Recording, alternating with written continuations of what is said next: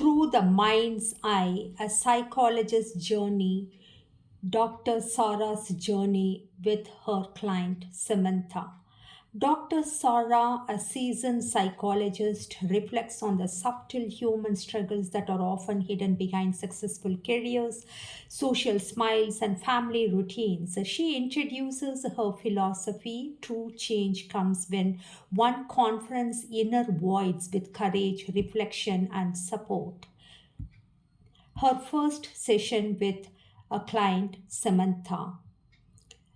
I always tell myself that the first session is like opening a window in a room that has been closed for too long. You don't know yet if the air will be fresh or stagnant, but you have to let it in anyway. When Samantha walked into my office that morning, I noticed her posture immediately: slightly hunched shoulders tense, hands clasped together in her lap. Her eyes carried the weight of 1,000 untold stories, and yet there was a certain vigilance there, as if she were testing me, measuring whether the space was safe. Good morning, Samantha. I'm Dr. Sarah, your psychologist. Please make yourself comfortable, I said, gesturing to the chair opposite mine. She smiled, though it didn't reach her eyes. Thank you, she said softly, almost apologetically. I waited, letting silence fill the space. Silence, in my experience, is rarely empty. It is pregnant with the thoughts, fears, and sometimes breakthroughs. After a long pause, she spoke. I don't know why I'm here. I guess I feel lost. Her voice trembled slightly. That single word, lost, opened a door I have been expecting. Tell me more about that, I said gently, leaning forward, maintaining a posture of openness without intrusion. Samantha took a deep breath, as if gathering the courage to step into the room she hadn't entered in years. Her own emotions. My youngest left for college last week. I thought I'll be proud, happy, free, maybe, but all I feel is emptiness and guilt. I should be enjoying this time. I know I should, but instead I just sit around staring at rooms that feel too quiet, meals that feel too small, mornings that feel pointless. I nodded slowly. The words weren't unfamiliar. Empty nest syndrome, a clinical concept, is simple to define, but listening to a human heart articulate it always far more complex. This wasn't just loneliness, as we call it as empty nest syndrome.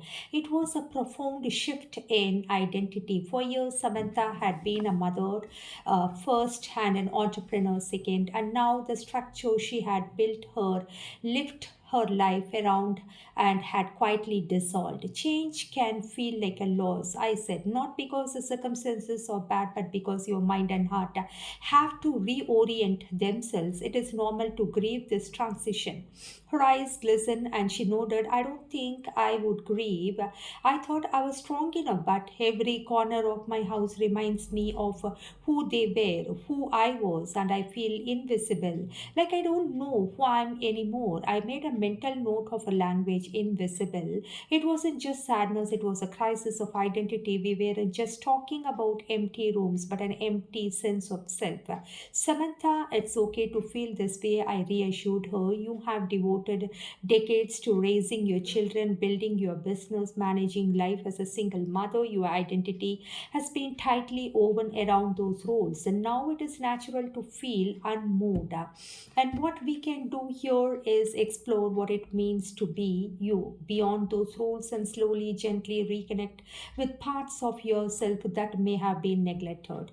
Her shoulders eased slightly, and for the first time, she exhaled audibly, almost a sigh of life, relief. Relief not from pain, but from the realization that someone understood it. We spent the rest of the session mapping out her daily routines, her passions, regrets, and the small toys that still lingered in her mind. I asked her to keep a journal, not for of her children, but for herself, a place where she could write freely without judgment or expectation. As she left my office that day, I sensed a tiny shift, a spark of hope, fragile but mistakable. In theory, the first session is never about solving everything. It is about planting planting a seed, and for Samantha, the seed had just been planted.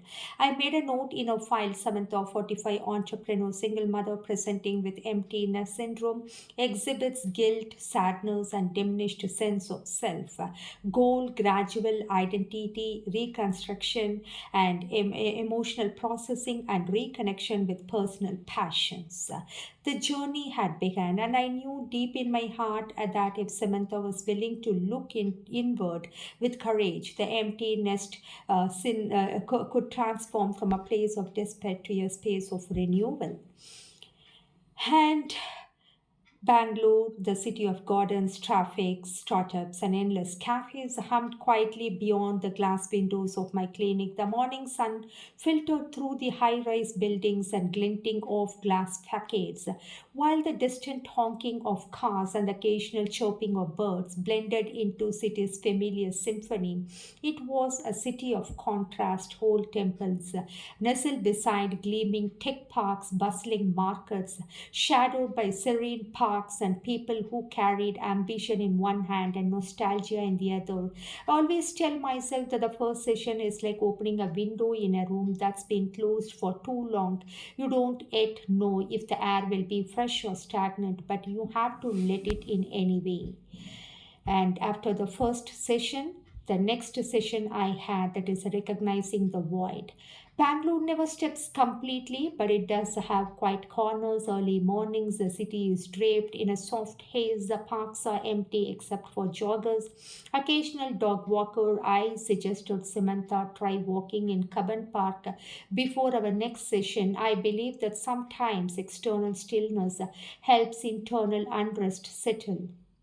When she arrived, there was a subtle shift in her demeanor. The tense shoulder had softened, her gaze carried a trace of curiosity. I tried the park, she said, her voice lighter than last week. I think it was peaceful. I could hear myself think without interruption. That was the first breakthrough. Silence, when embraced, can be a transformation. I asked her to describe what she felt during that walk. I realized how long it's been since I spent for myself. I always work, children, responsibilities. I will never actually just existed for me. She confessed. Her words hung in the air, fragile yet profound. I noted that's an important realization, Samantha. You have been living life in a reactive mode, responding to demands, nurturing roles, but rarely pausing to listen to your own desires. She looked down, fidgeting with her hands. I feel guilty even thinking about myself. I keep asking, is this selfish? Self care is not selfish. I reminded her gently, it's essential. You have invested so much in others, it's time to invest in yourself, not because you have failed as a mother or entrepreneur, but because your own life deserves attention and joy. We spent the session exploring the emptiness she felt, tracing it back to the root. Her identity had been intertwined so tightly with the children's presence, and she no longer recognized a woman who existed independently. This void was not about lacking activity, it was about lacking self recognition. I introduced a simple exercise over the next week. Not three things every day that bring you genuine pleasure, small or large. And you can note three things, and they could be a cup of coffee at a quiet cafe in Indira Nagar, reading a chapter of a book, painting, or even a short call with old friend. Don't analyze or judge them, just observe. This will help you reconnect with the self, and that's been buried under years of responsibility. Her eyes widened. Three things that seems doable. Start small, I said, smiling. A goal is not to transform overnight. The goal is to become aware of your needs and desires. Awareness is the first step to growth. As she walked out, I watched her pause to admire the morning bustle outside the clinic, the auto rickshaw zipping past, a florist arranging marigolds on the sidewalk, and the aroma of the fresh filter coffee wafting after a nearby cafe. Life in Bangalore moved fast, relentlessly, and yet for the first time, Samantha seemed willing to move at her own pace, to notice the textures of her life instead of rushing through them. Later, I reflected in my notes. Samantha shows emerging insight into her empty nest feelings, exercise, daily pleasure, observation to connect with the self, goal, cultivate awareness, reduce guilt, and begin identity reconstruction. By the end of the week, a journal entries arrived via email and simple observations, a soft sunlight on a balcony, a call with a childhood friend, a laughter while trying a new recipe. The words were modest, but each one carried weight. And they were the first breaks in rebuilding a sense of self. Bangalore, with its constant pulse of energy, offered her an unexpected alley between bustling streets and quiet mornings. A city reflected life's duality, movement and stillness, duty and desire, loss and rediscovery. Samantha was beginning to navigate her inner landscape with a courage she hadn't acknowledged before. And the next chapter is about facing memories and guilt. And that monsoon arrived in Bangalore, draping the city in a misty veil. Raindrops pattered softly on the window of my office, a rhythmic backdrop to our session. That's something about rain. It slows the world down, invites introspection, and in Samantha's case, mirrored the heaviness she carried inside. I've been thinking a lot about the past week, she began, her voice low, hesitant, about all the choices I made, all the sacrifices I worked constantly to provide for my children, to give them opportunities I never had. And yet now I feel like I miss so much. Her words were thick with guilt, a burden that weighed her down more than empty nest itself. I nodded, inviting her to continue. Tell me more about what you feel you missed. She paused, eyes tracing the rain streaking down the glass. Birthdays I skipped, school recitals I didn't attend, trips I couldn't take. I was always building something, my business, a future, and now I wonder, did I neglect myself in the process? Did I sacrifice too much for them? And let us be aware that acknowledging guilt is a crucial step in healing. When we suppress it, it festers. When we face it, it can be reframed. Samantha, I said gently, it is clear you love your children deeply. Every choice you made came from that love. Sacrifice itself is not guilt, it is a dedication. And what you are feeling now is a natural aftermath of devoted parenting. You are grieving a phase of life ending, and it is surfacing as regret and self blame. These feelings are valid, but they don't define your worth. She exhaled slowly as if a small weight had shifted.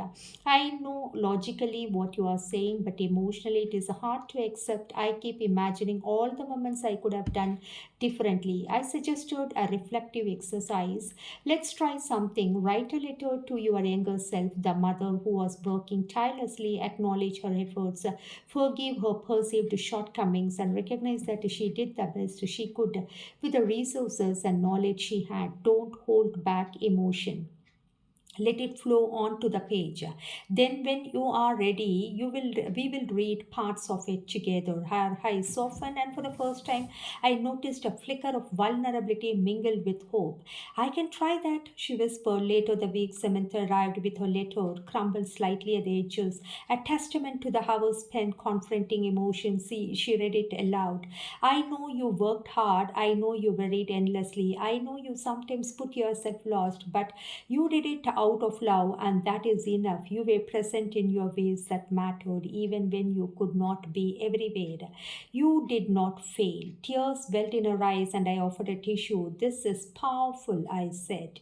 You are learning to release self blame and recognize your own humanity. It's a vital step toward reclaiming your life. After the session, Samantha mentioned taking walk near Ulsur Lake, rain or shine, letting the misty mornings accompany her reflections. I encourage her to continue these mindful walks, observing not just the city but herself, her thoughts, her body, her feelings. Bangalore, with its lakes shimmering under a grey sky and tree-lined streets glistening after rainfall, became more than a city. It became a companion in a healing. The rhythm of rain, smell of wet earth, and quiet ripple of water all served as gentle reminders that life, like the monsoon, follows, and and the flows and cycles of growth, renewal, and release. By the end of the week, Samantha confided for the first time, I feel like I can forgive myself. It's not complete, but it's a start. And that in therapy, it often enough a start, a crack in the armor of guilt that allows light to seep in. I made my notes, Samantha confronting past sacrifices, experiencing guilt and grief, exercise, letter to your younger self for forgiveness and emotional processing, emerging self compassion observed, encourage reflective walks in Bangalore to support mindfulness and emotional regulations. The city moved outside the window, indifferent and alive, and within the small room, transformation was quietly taking place. Samantha was learning to face her past not with shame but with understanding, and in that first seeds of freedom were beginning to take root. She started to rediscover passion and new love. As Bangalore began to feel different to Samantha, the city's familiar chaos, traffic jams on MG Road, the aroma of fresh filter coffee wafting from corner cafes, the buzzing energy of co-working spaces in Indira Nagar no longer felt overwhelming. Instead, they felt like invitations to engage with life on our own terms. During one session, Samantha confirmed a new development. I reconnected with someone from college. She said, her eyes alight with a mixture of hesitation and excitement. Rajiv, we lost touch after graduation, but we bumped into each other at the business networking event last week. I observed her carefully. There was a delicate vulnerability in her tone, an openness she hadn't allowed herself in years, and how it does in feel reconnecting with him. I asked gently. She passed, searching for words, strange but wonderful.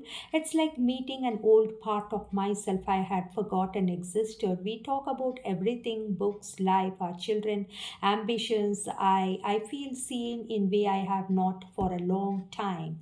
And that was significant after decades of prioritizing family and work. Samantha was rediscovering emotional reciprocity, companionship, and subtle spark of romantic possibility.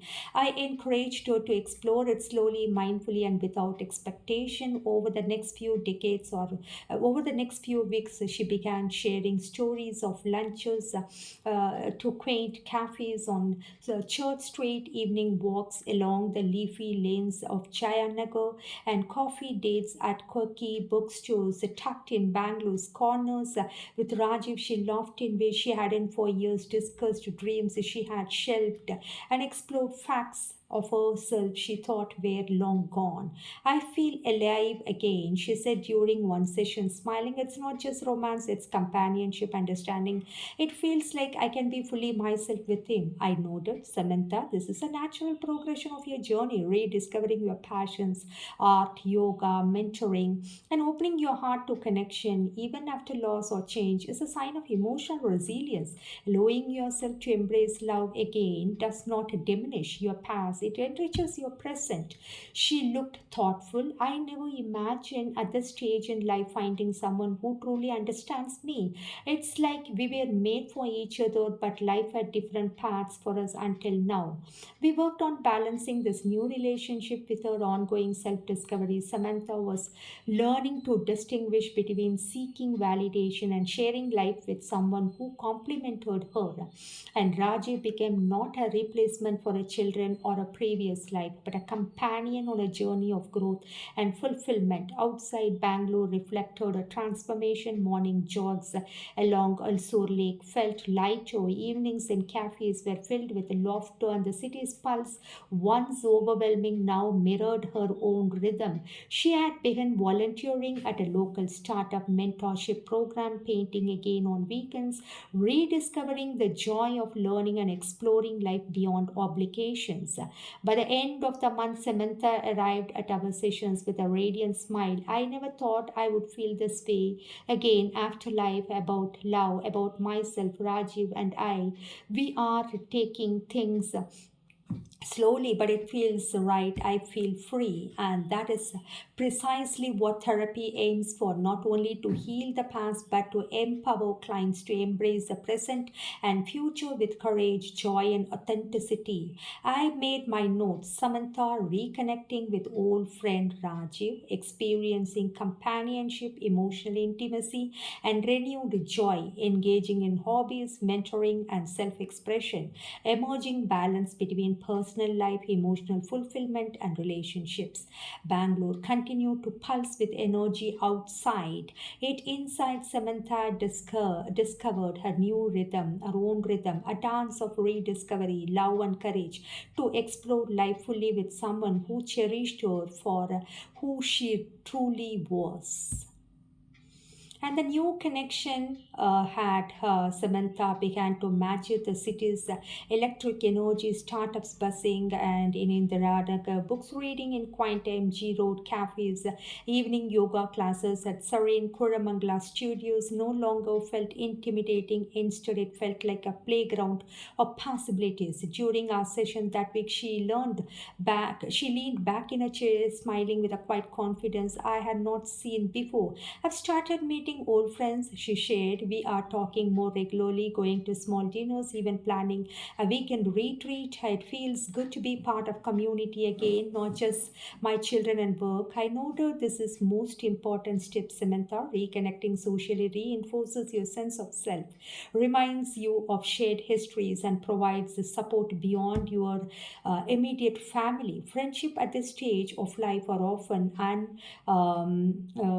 underappreciated, yet they can be incredibly nourishing. She continued, I've also started mentoring you young entrepreneurs through a Bangalore incubator program. Seeing this excitement, their fresh ideas, it's inspiring. It reminds me why I started my own business in the first place, and it feels like I'm giving back to the city that shaped me. Her eyes sparkled as she spoke of these new engagements. It was a visible shift from isolation to active participation. Rajiv had been wonderful, she said. He encourages me to pursue my interest, joined me for events when he could, but never imposes. It feels balanced. I can be independent and connected at the same time. And in my professional view, in the sense of his sense of emotional maturity in relationship, companionship should enhance, not overshadow personal growth. Samantha was learning to maintain her individuality while exploring intimacy, a lesson many adults never master. I noted in a file Samantha actively building social professional connections, mentoring young entrepreneurs, reconnecting with friends, pursuing personal passions, and maintaining a balanced romantic relationship, emotional growth, and life satisfaction emerging.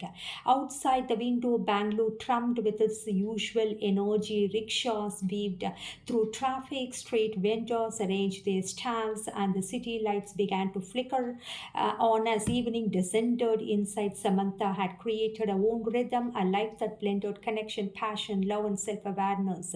And she was no longer defined by absence or loss, and she was defined by choice, courage, and joy of rediscovery and the acceptance and growth. She spoke to her mornings and she discovered how she is, enjoying the serene confidence, the way she walked, she carry herself, her posture, and also how anxious, lost, weighed down by emptiness syndrome was still present but transformed. She smiled as she entered, the kind of smile that spoke of inner clarity.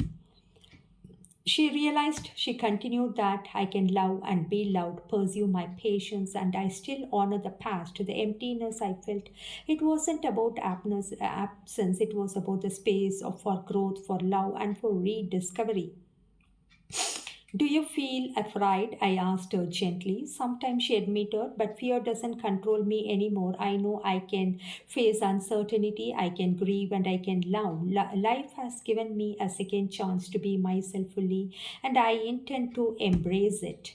I made my final note in a file. Samantha demonstrates full emotional recovery and growth, engaged in personal passions, meaningful friendships, and a balanced romantic relationship. relationship, accepts life transition with a resilience and mindfulness, exemplifies self compassion, autonomy, and emotional maturity.